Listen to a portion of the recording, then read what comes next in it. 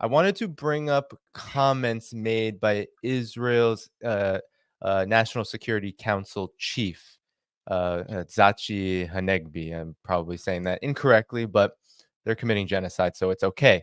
He said, "We did not achieve any of the strategic goals of the war. No conditions for a prisoner deal. We didn't topple Hamas. We did not enable residents of Gaza, of the Gaza Strip, to return to their homes safely."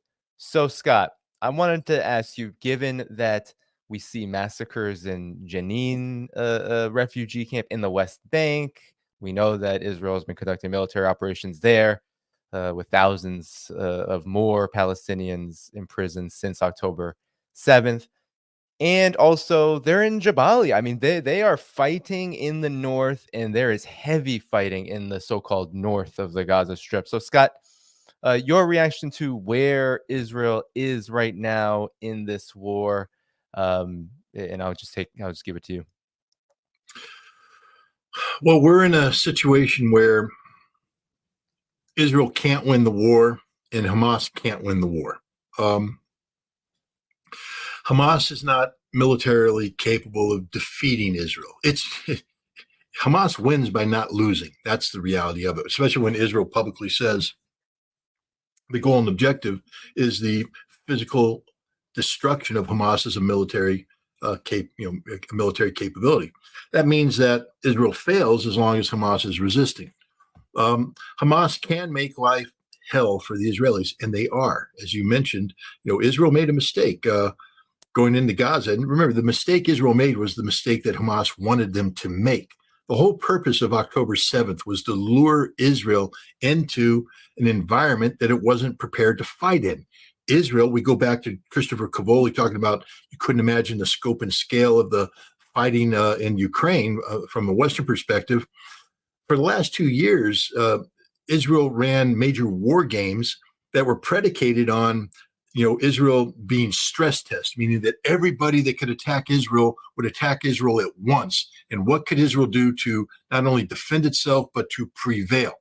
Now, Israel lost both of these war games because they got overwhelmed. But primarily they got overwhelmed by Hezbollah, and they got overwhelmed by Iran. Those were two problem sets that Israel didn't have the means to resolve. But as Israel shaped this war game, and now I'm being attacked by a cat, shaped this war game, it never once imagined Hamas being a major combatant problem.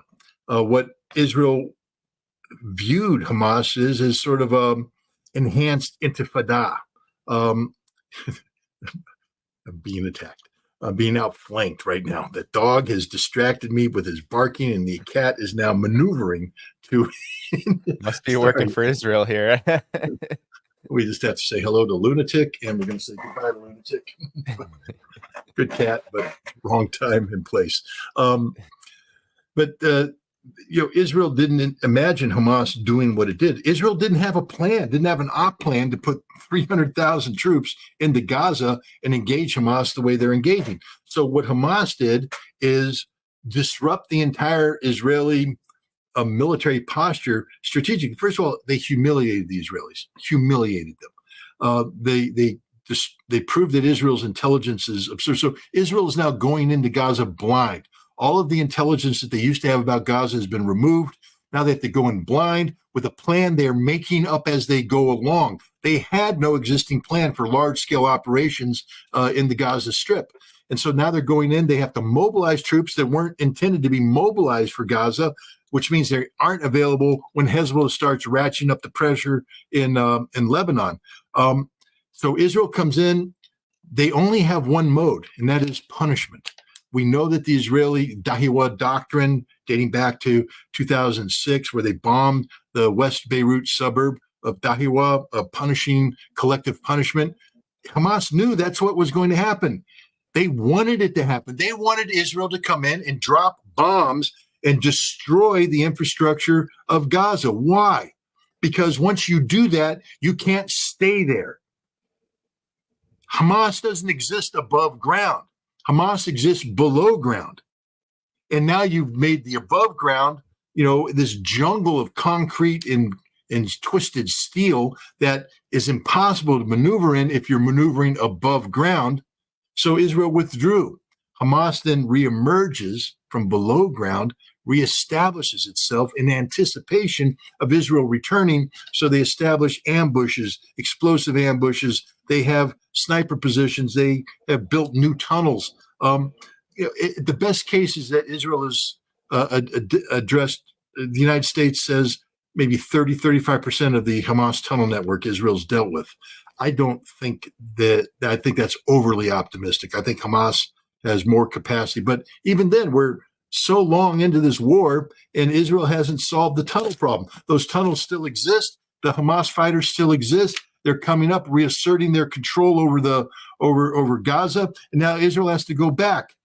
It doesn't mean that Hamas is going to rout the Israeli army, but the Israeli army is dying the death of 1,000 cuts. It's becoming politically unsustainable for the Israeli army to stay in Gaza. It's demoralizing them. They're becoming less and less efficient. Nobody wants to serve anymore. Nobody wants to go in there. And as morale collapses, combat efficiency collapses, which means you're not doing the patrolling. When you set in for the night, you're taking shortcuts because you're demoralized. Hamas isn't demoralized. They're taking advantage of it. Ambush, destroyed tanks, killed Israelis. This is the reality of it. Hamas isn't going to, capture 300,000 Israelis who are going to surrender overnight. What Hamas is going to do is make it impossible for Israel to politically continue a war that they can't win. That's the goal. That's the objective. And that's the direction that Hamas is in. Hezbollah is the same thing up north. Hezbollah has created a situation where the Israelis can't win. The danger with Hezbollah, though, is if Israel tries to win, tries to do an Operation Litani 2 and push Hezbollah back to the Litani River, Hezbollah has the ability actually to counterattack and take the fight into northern Israel, into Galilee. And it's a fight that Israel today can't win because all the resources they need to fight that fight are down in Gaza. And then there's the whole ballistic missile thing, the missile defense shield that Israel thought was in place to handle, a 2006 type offensive, but Hezbollah's weapons have been upgraded. Now Iran's come into the mix, and Iran showed that it has missiles that can defeat the Israeli and American ballistic missile defense shield. So we have a situation today where Israel can't win this war. But here's the difference, because now you talked about the political dynamic in Russia and Ukraine. Let's talk about the political dynamic here. Israel has defeated itself. I believe that Israel has fatally injured itself on the international stage. Prior to October 7th, October 6th, the world was talking about normalization of relations between Israel and the Arab states, entering into these grand economic schemes, the India Middle East economic corridor that would link Mumbai with Dubai, with Haifa, going on to Greece. This fantasy world of somehow Israel being the center of this new economic relationship that would somehow serve to counter the Belts and Roads Initiative of China and whatever BRICS was offering, that this was going to balance everything out. It was so fanciful that Benjamin Netanyahu, instead of doing what he normally does at the United Nations General Assembly debate in September of last year, showing the cartoon of the Iranian bomb saying they're right up here, 94%, it's all over. Hell, he didn't even bother with that one. He went, look at the map. We're going to conquer the world economically. And he showed a map that didn't have Palestine on it. It was all Israel, because that's the direction they were heading. On October 6th, nobody was talking about Palestine because everybody had given up on it. Then Hamas came out on October 7th and changed that equation. Today, 3 European nations just recognized a Palestinian state. I think it was Ireland. I think it was Norway. I think it was Spain was the third one. I don't know. I think so. I will confirm that. Yes, I believe I have and that means about that that. More on the way. The International Criminal Court has Spain. indicted. It was Spain. An indicted an Israeli leader, Benjamin Netanyahu, for war crimes. They indicted some Hamas officials as well, including Yahya Sinwar and his chief negotiator. What a silly thing to do. indict the negotiator. How do you think you're going to negotiate out of this one? But the ICC's never been that smart to begin with. They indicted Vladimir Putin for, kidnapping children, and then it turned out 160 of the children he was accused of kidnapping turned out to be in Germany, which means the entire basis of the allegation is unfounded. But you don't see them doing the right thing, dropping the indictment. It's on the books. There's a political aspect to this, but my point is that Israel today is in a lot of trouble. It's lost the PR fight. Israel's normally very good on the PR. Now it's lost it. It's lost it in America.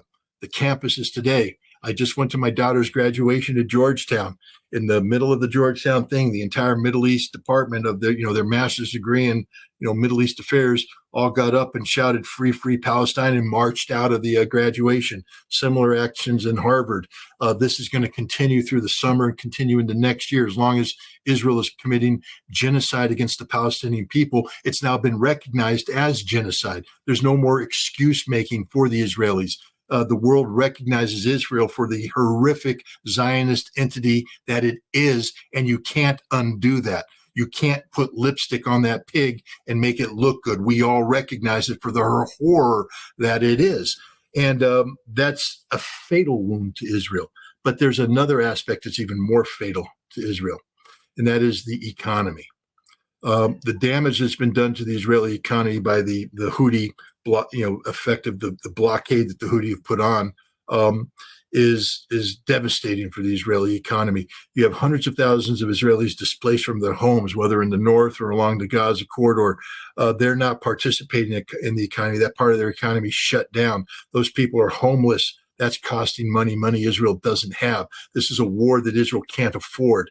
But the biggest thing is all the European and American and Canadian and Australian Jews that have gone to Israel in the past, millions of them, and they have their two passports. They like to go back to their homeland and visit, but they go to Israel because it's the land of milk and honey. They could sit there and go on Tel Aviv and grease themselves up and get the nice suntan and live the great life.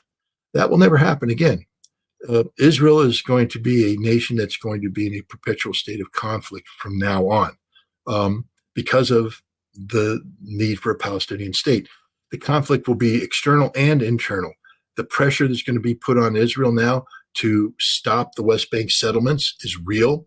And in fact, eventually Israel will have to make a move on the West Bank settlements, which will cause a huge societal fracture in Israel. Israel will depopulate on its own. There's not going to be a new Holocaust. There's not going to be death camps. There's not going to be Arab armies marching on Israel and slaughtering the Israelis. No. Don't need it. Israel's going to depopulate itself because as soon as the quality of life factor becomes piss poor, I don't know if that's a technical term, but I'll throw it out there. The Israelis with the dual passports are going to go home. We already see hundreds of thousands have fled. I think some people have talked upwards of 500,000. 500,000 in a nation of 9 point some odd million. But what happens when that 500,000 becomes a million, then 2 million, 3 million? 1/3 of the population has left Israel, never to return because Israel's not a sustainable place to live. What happens when it becomes 50%?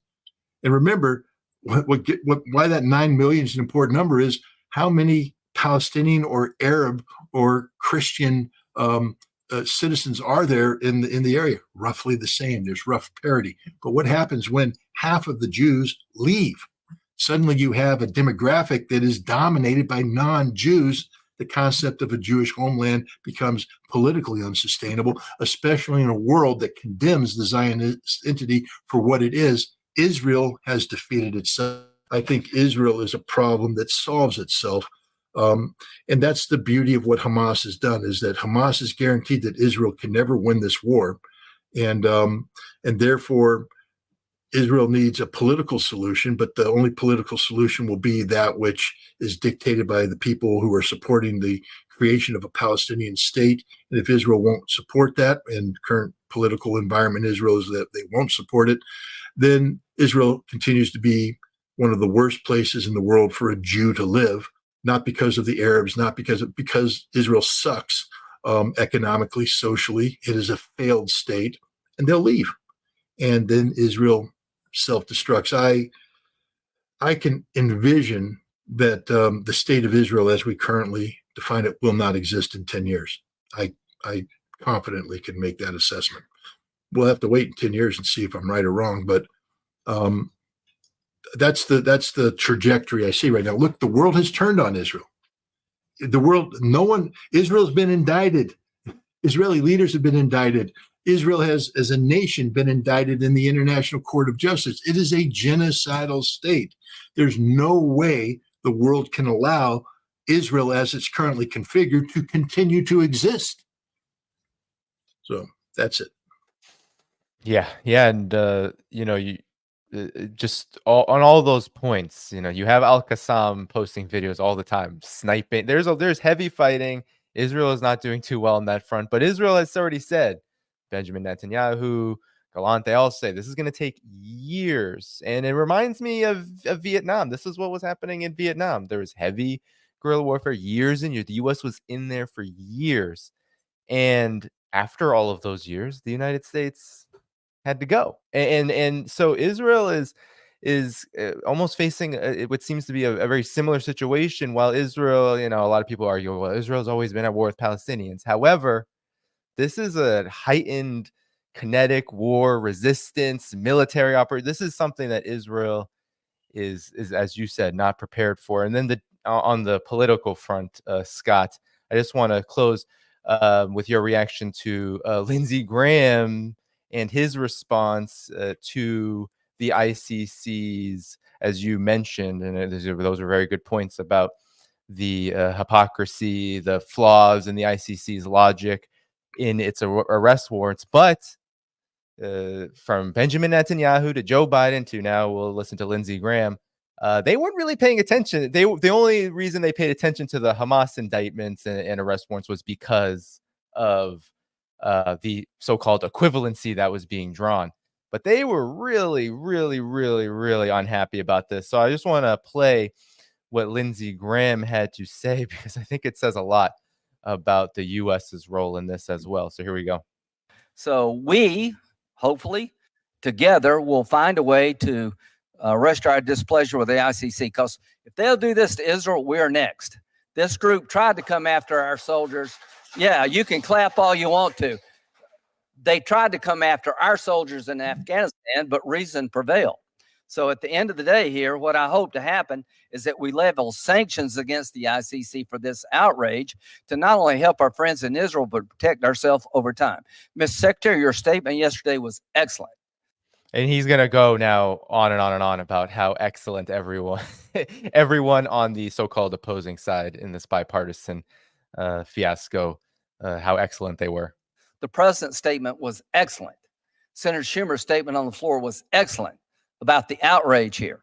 They have destroyed the notion of complementarity. They have misled people in the United States Senate about their intention, and they shall and will pay a price. Ms. Secretary, I appreciate what you've said. It is now time for us to act.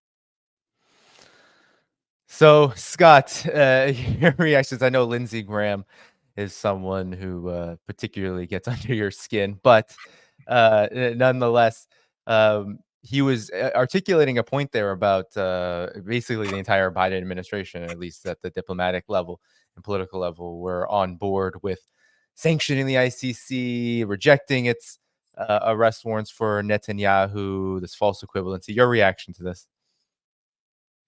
Well, first of all, let's just start off with the fact that Lindsey Graham admits that America is a war criminal state, that our troops commit war crimes on a scope and scale that could justify a international criminal court indictment.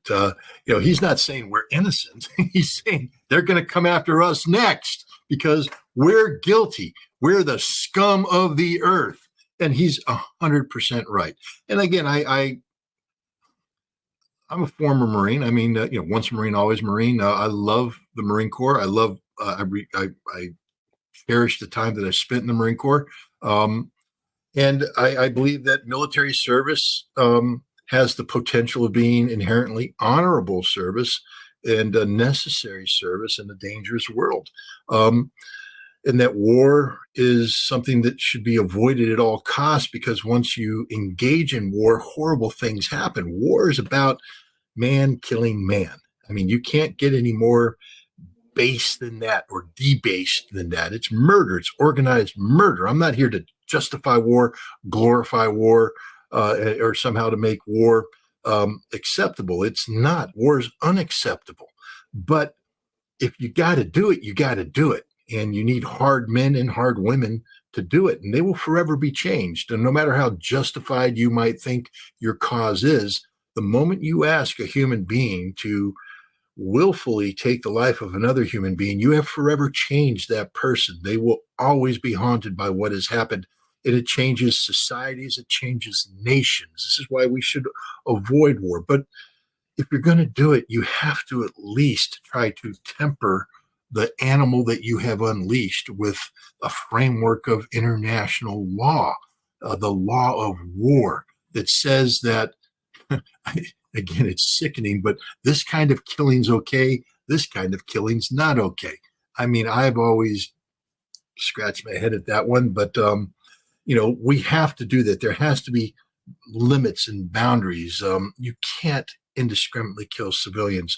You can't target cultural centers. You can't target hospitals. There has to be some sort of civilization, a veneer of civilization thrown over the animalistic urges that we've unleashed when we go to war. What Lindsey Graham is saying is, no, we don't have the rules. America can do whatever it wants to do.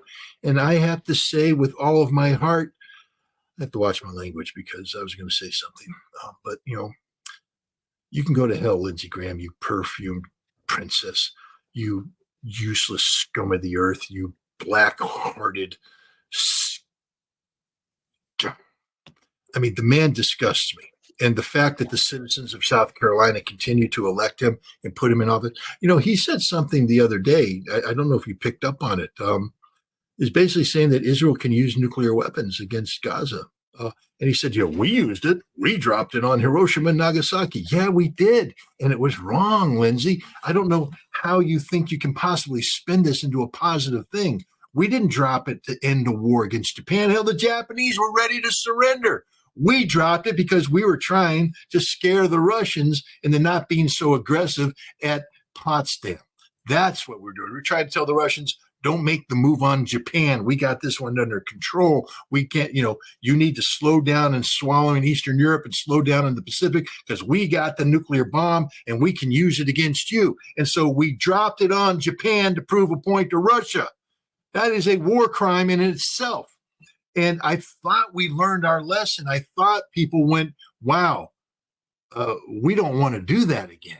We don't want to engage in nuclear war. I was part of a process that said, let's get rid of nuclear weapons. I went to the Soviet Union, helped get rid of an entire category of nuclear weapons that were deemed to be inherently destabilizing to the world.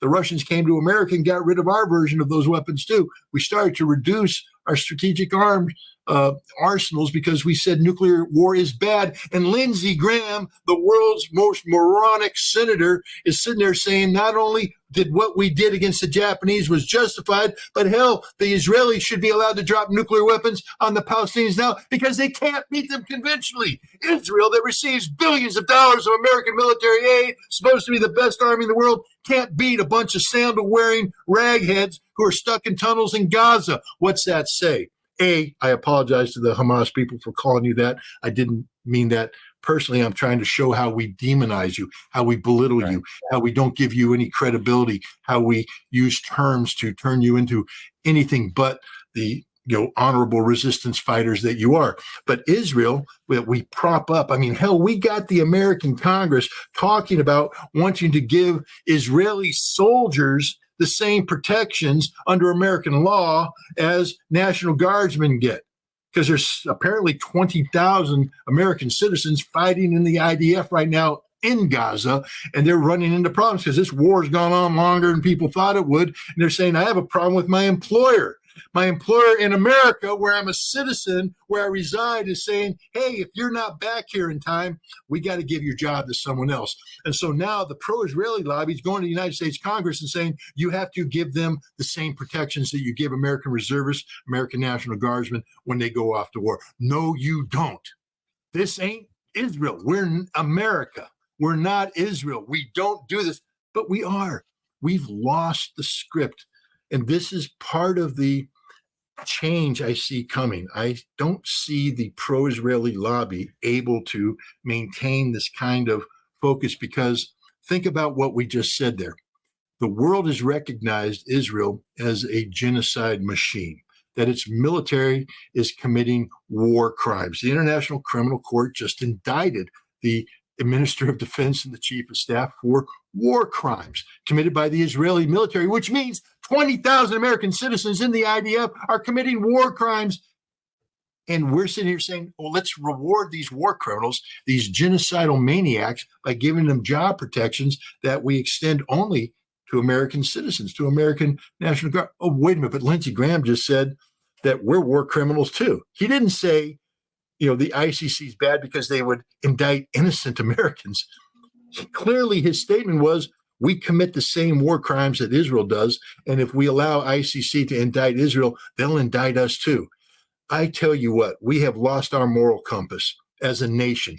Why we tolerate Lindsey Graham making these statements, why he isn't drummed out of the Senate, shouted down. Where are the other senators standing up and saying, sit down and shut up? You're a war criminal. We don't believe in that. We don't advocate that. And yet they sit there and they let him say what he says, because many of them believe the same things he believes. We need to purge the U.S. Senate of this kind of monstrosity, the Lindsey Grahams of the world. There needs to be change, and the change will come. I mean, God bless the students of America for standing up and fighting the fight that nobody else was willing to fight. They are the role model of America today. I used to make fun of them all the time. I used to say that, it's a lost generation. They don't believe in anything. They don't stand for anything. And they just threw that back in my face and said, no, we believe in something. We're willing to fight for this. And I respect them for that. And I hope that they're able to turn the nation on a dime and get us all to collectively agree that opposing genocide is the right thing to do. And that means that we therefore have to disenfranchise the political and economic elite that continues to sustain genocidal beliefs in Israel. Thank you for tuning in to my latest video. I appreciate all of your support. This channel, however, needs your help. I am seeking to make this channel more sustainable in the long term and upgrade necessary equipment to ensure that this work continues onward and makes progress to give you all of the geopolitical analysis that you all deserve. For that reason, I'm asking you to become a member of my Patreon community at patreon.com/DannyHaiFong. You can find that link in the video description or in the pinned comment below. For whatever amount you choose to give, just know you are supporting independent media that you can't find anywhere else. Thank you so much, and I look forward to the next video.